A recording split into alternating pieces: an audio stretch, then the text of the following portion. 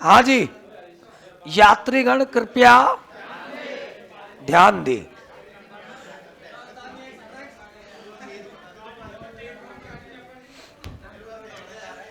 हाँ जी, अरे वो खा गयो, पेन खा गयो।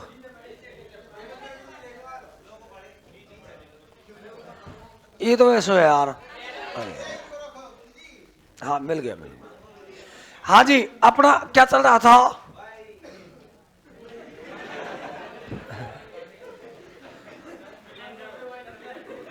सिकंदर तो हो गया ना।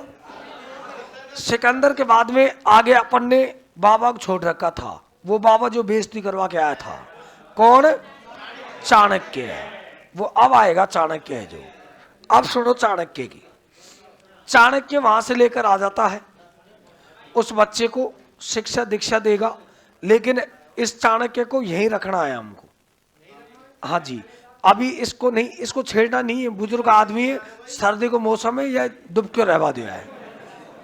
यस, उससे पहले हम थोड़ा सा पहले जाएंगे, क्योंकि चाणक्य तो मौर्य साम्राज्य की स्थापना करवाएगा, लेकिन इससे पहले छोटे छोटे वंश और आते हैं।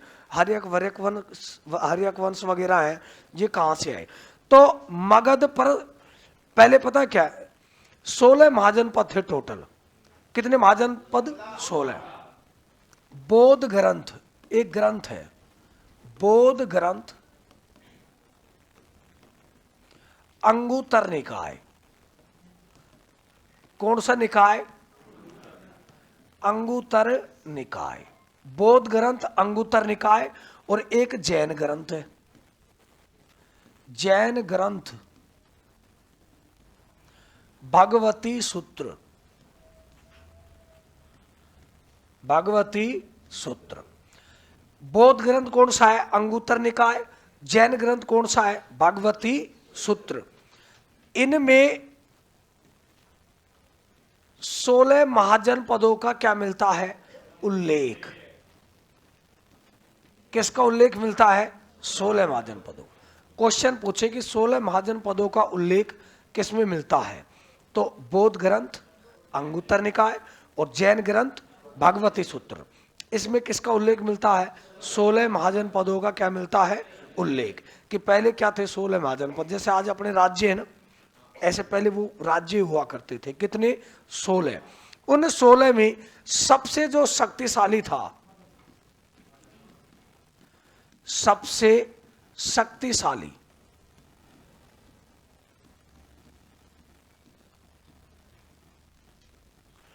सबसे शक्तिशाली वो कौन सा था?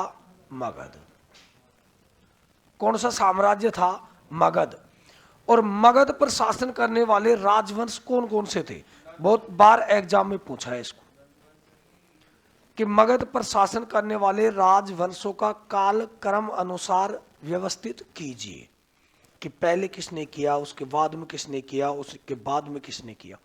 इस तरीके से वो उसको पूछता है। मगध पर शासन करने वाले राजवंश: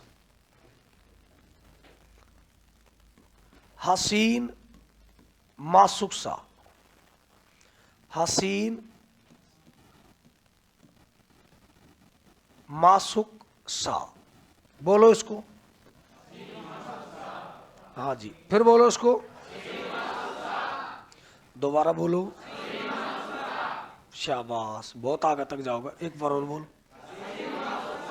हाँ जी, बोलो इसको। हसीन, मासुकसा। फिर बोलो। कैसी फीलिंग आ रही है? बढ़िया आ रही है ना? यस, याद हो गया? अरे याद होगी, खोपड़ा में बैठ गई, बैठ गई। अब ये बैठ रहा है ना। हसीन, मासुकसा है का मतलब हर्यक वंश। मगध पर शासन करने वाला पहला राजवंश कौन सा था? कौन सा था? हर्यक। सी से शिशुनाग वंश। कौन सा वंश? शिशुनाग वंश। न से नंद वंश। न से कौन सा वंश है? नंद वंश। न से नंद वंश। मैं से मौर्य वंश। कौन सा वंश? मौर्य वंश। सु से सुंग वंश। कौन सा? सुंग वंश। कैसे? कणव वंश। कौन सा वंश? कणव। और सा से सातवाहन वंश। इन 7 राजवंशों ने शासन किया है। किसके ऊपर? मगध के ऊपर। मगध पर शासन करने वाला पहला वंश कौन सा है? अरे बोलो, कौन सा है?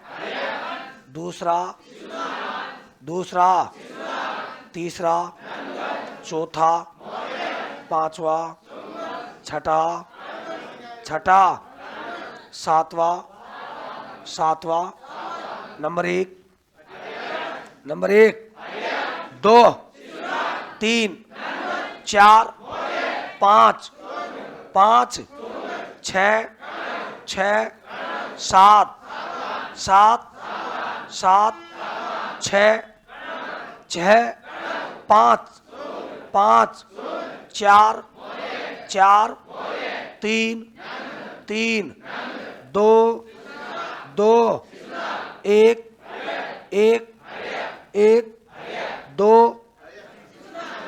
2, 3, 3, 4, 4, 5, 5 है। 1 मिनट, अरे 1 मिनट, 1 मिनट, अरे रुको रुको भाई साहब, बम फटेगा भी, रुको 1 मिनट। हाँ जी मुन्ना, अरे मुन्ना, मुन्ना खड़ो, मुन्ना खड़ो। हाँ ना, यो पैसा छोड़ो। हाँ नंबर 1 कौन सो? 2 से सुना। अच्छा बस डरना नहीं है, डर के आगे जीत है माउंटेन ड्यू। 3, 3, 4, 5, कौन सा? 6,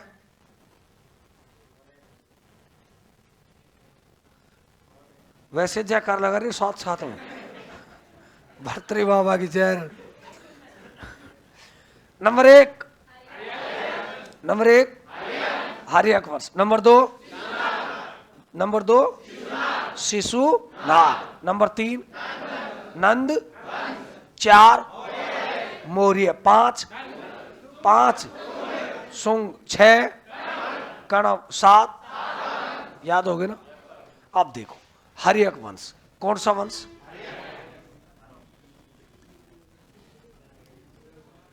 हरियक वंश कौन सा वंश? हरियक वंश। इसका जो संस्थापक था वो था बिंबिसार।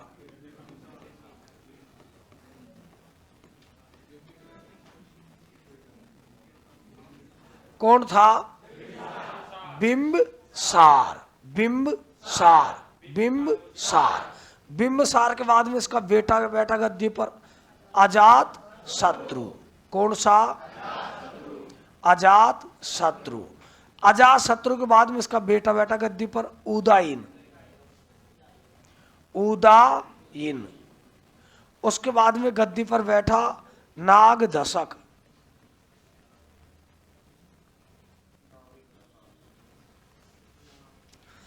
ये इन लोगों ने शासन किया। कौन से वंश के हैं ये? अरे कौन से वंश के? कौन से? हरियक वंश के। हरियक वंश के। हरियक वंश का संस्थापक किसे माना जाता है? किसको माना जाता है? बिंबिसार। बिंबिसार। बिंबिसार को क्या माना जाता है?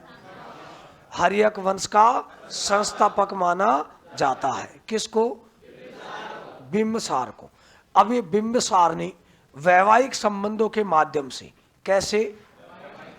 वैवाहिक संबंधों के माध्यम से साम्राज्य का क्या किया? इसने विस्तार किया। साम्राज्य का क्या किया? विस्तार। अब साम्राज्य का विस्तार वैवाहिक संबंधों के माध्यम से किया। भाई साहब ने धुआंधार तरीका से ब्याह कराए, भयंकर तरीका से। बड़ी बूढ़ी जवान जो मिली जाए, बैठाओ टेम्पो, करो लोड इसको। बहुत बुरी तरीके से शादी करी है साहब इसने। ऐसे कहते हैं कि इसके 500 पत्नियां थी। 500 पत्नी थी इसके बिंबिसार के। वैवाहिक संबंधों के माध्यम से इसने क्या किया? साम्राज्य का विस्तार किया। इसका एक राजवैद्य था, किसका? बिंबसार का राजवैद। उसका नाम था जीवक। क्या नाम था? जीवक। और उसी समय उज्जैन वैशाली का जो राजा था वो था चंद्रप्रदोत। चंद्रप्रदोत। इसके एक बीमारी हो गई थी, असाध्य बीमारी, मतलब लाइलाज। लाइलाज, लाइलाज का मतलब होता है जिसका कोई इलाज नहीं। ऐसी बीमारी हो गई थी इसकी। दूर दूर तक दिखाए साहब डॉक्टर, अमेरिका गए हूँ, यहाँ अपना सोलंकी हॉस्पिटल में रह गए 2 दिन, यहाँ भी दिखाए, और भी साहब झाड़ फूंक करवाए, कई मातान कन गए कि पितान कन गए, देवतान कन गए, ना हुई ठीक साहब।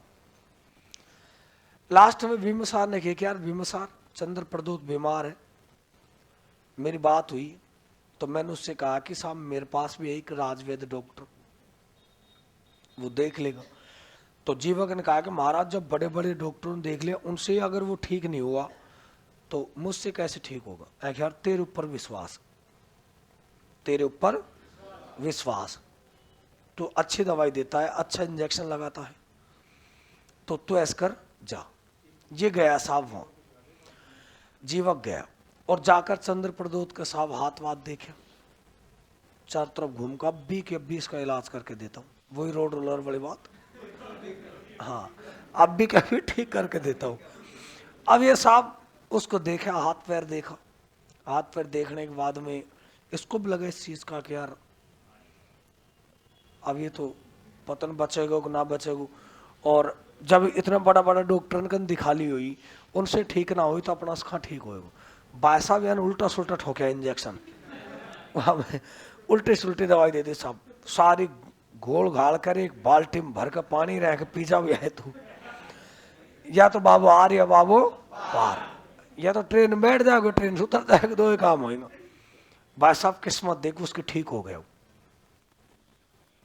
भैंस वाला इंजेक्शन लगाया या ना,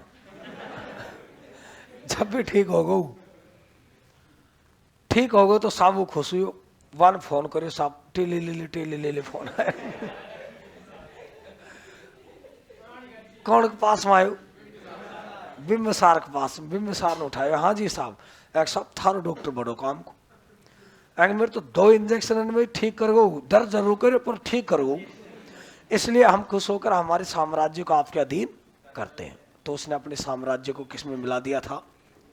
बिंबसार के साम्राज्य में मिला दिया था। फिर साहब 40-45 साल को हो साहब, शादी कर रहे हो, मंडप में बैठ रहे हो, शेरवानी बंधवा रहे हो, डीजे बजवा रहे हो, मम्मी गोत लगवा रहे हो, चुन्नी में परफ्यूम लगवा रहे हो, छोरो होगो साहब बराबर को बेटो होगो, 27-28 साल को हो, अजात शत्रु कर पापा मैं भी हूं, ब्याह मुझको करना है। तो ये कहते बिंबसार नहीं, इन हाथों ने सिर्फ हथियार छोड़े, अभी चलाना नहीं भूले, अभी तो रुक। बिंबसार ने सोचा कि यार ये जिंदगी का फुल आनंद ले रही, बुढ़ापा में ब्याह करे, शर्म ना रही, मतलब मोह को शर्म आ रही, पापा के बारात में डाला बैठ के जा रही हूँ अब यार मतलब पापा है जो भाई साहब लग्जरी गाड़ी में बैठ के जा रहे हो, छोरो ट्रैक्टर ट्रोली के डाला बैठ के जा रहे हो, और वो फीलिंग अलग होती थी। हकीकत में जब बारात में, अब तो क्या है कि साधन वाधन चल गए हैं, बस चल गई अब तो, नहीं पहले अपना आराम से ट्रैक्टर का डाला बैठ के जाया करता पीछे पीछे, और बड़ा बूढ़ा रहता वो साहब बीच में बैठ रहता, और वह कहते रहे छोटे नीचे बैठ जाओ पड़ जाओगे, जो ना पड़े पकड़ रखा है। और ट्रैक्टर भी ऐसा रहता, ट्रैक्टर ट्रोली फतरन में चलती, कायम चलती फतरन, तो फतरन से कायम ट्रोली का डाला खरोस हो जाती, अपन नया कपड़ा पहन के जाता साहब, पैंट बैठ आराम से, और भाई साहब जैसे ही वो बैठ जाता वहां पे, और ट्रैक्टर वाले भाई साहब वो गाना सुनता आराम से, ट्रैक्टर में आगे गाने लगे होते, मस्त चले, पीछा पता ट्रोली पलट गई पीछा ध्यान ना दे, और कभी ये लहर कभी ऐसे घुमाए को, और पीछे जो डाला बैठे रहे वो कह रहे ये कभी इधर कभी इधर। अब वो बेचारा इधर घस्सो मारेगा, इधर घस्सो मारेगा। अब अपन डाला बैठा है, जब उतरता तो भाई साहब पैंट फटी हुई मिलती पीछा से, और फिर ऐसे घूमता, यार मार लिए भैया ने एक पत्तल, फिर उसका पत्तल तू ले, अरे यार मेरी पैंट फट रही है भाई। वो भी क्या जिंदगी थी यार। तो ये भी ऐसे डाला बैठ के जातू। अभी जब नाय ना माने हो, पिताजी जब नहीं माना, तो अब इसने कहा कि यार ये ना माने, बुढ़ापा में बेइज्जती करवा रहे हो। हाँ, हर 4 दिन में धनिए जो टेंट गड़वा दे यहाँ। अब खास हलवाई भी बेचारा परेशान होगा। तो एक दिन मुंह को देखकर तलवार लेकर सल्टा दियो यार। अजात शत्रु ने किसकी हत्या कर दी? बिंबिसार की। हर्यक वंश का, भारत इतिहास का पहला पितृहंता शासक। इसलिए इस वंश को क्या कहा जाता है? पितृहंता। पितृहंता का मतलब होता है पिता की हत्या करने वाला। अजात शत्रु कर दिया। अब आपको पता जाको बाप गलत रास्ता, अब तो बेटो कौन सो वहां ऋग्वेद पढ़ेगा? अरे जाको बाप की पूरी जिंदगी शायरीन की किताब पढ़वा में निकलेगी, और वहां का बेटा से कहे तू महाभारत पढ़, रामायण पढ़, ग्रंथ पढ़ेगोगी, वो भी आया कहेगा साहब मुँह को शायरी दे, लटक मत, पटक दूंगी, अंदर बैठ मजा दूंगी। वो शायरी पढ़ेगा सब। चलती है गाड़ी, उड़ती है धूल, जलती है दुश्मन, खिलते हैं फूल। तो शायरों के तो शायर ही पैदा होते हैं, नहीं है?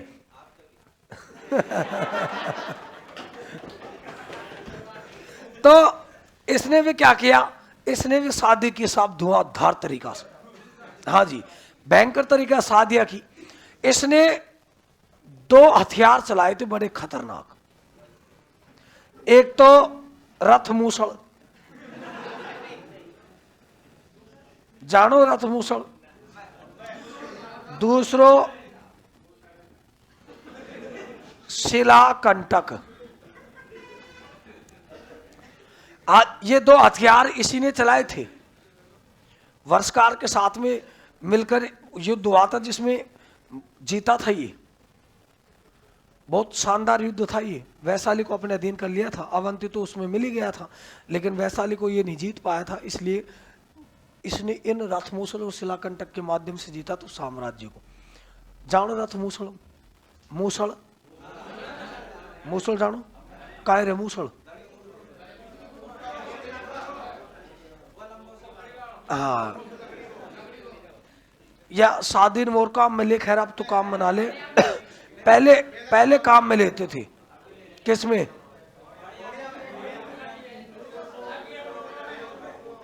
अब भी लेते हैं काम में। किसमें?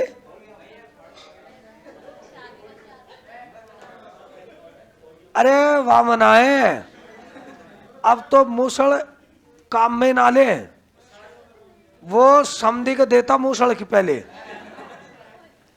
जो रमझोल होता था, हाँ, बारात में, तो वो क्या होती है कि जैसे लड़की के पक्ष की जो महिलाएं होती हैं, वो जो लड़के का जो पिता होता है उसको ले जाती है उठाकर। हाँ, और वह भाई साहब महिलाओं का चाल का लत्ता पहना के, कपड़ा लत्ता पहना के, और फिर वह मूसल का ऐसे दे वो। तो पहले वाले जो आदमी थे वो तो भाई साहब अच्छे खाए पिए रहते थे, झेल जाते थे। अब आज वालन में अगर यह मूसल दे तो भाई साहब थोड़ी देर में ही और भी ऐसा उदय के एक उदय को बैठ देख, एक ही बैठे कूड़ा देख। अब इनमें अगर मूसल दे तो भाई साहब थोड़ी देर में वो आ जाए, वाहेगुरु वाहेगुरु सतनाम जी, मोक्ष वाहिनी। अब बंद हो गई है, वो मूसल अलग है। आपने एक फिल्म देखी है बाहुबली? देखिए, हाँ, कटप्पा ने बाहुबली को क्यों मारा? क्या कभी अंबर से सूर्य निकलता है? बहुत शानदार गाना है। अरे तुमने सबने सुन रखा। तो उसमें आपने बल्लाल देव को देखा है? बल्लाल देव, हाँ, देखा है बल्लाल देव? ना देखे हो? यूट्यूब पर डाल लीजिए बाहुबली फिल्म, उसमें आ जाएगा। या मैं खास डालूंगा। इसमें तो उसको बंद कर दो, रिकॉर्डिंग को, लाइव क्लास को बंद कर दो।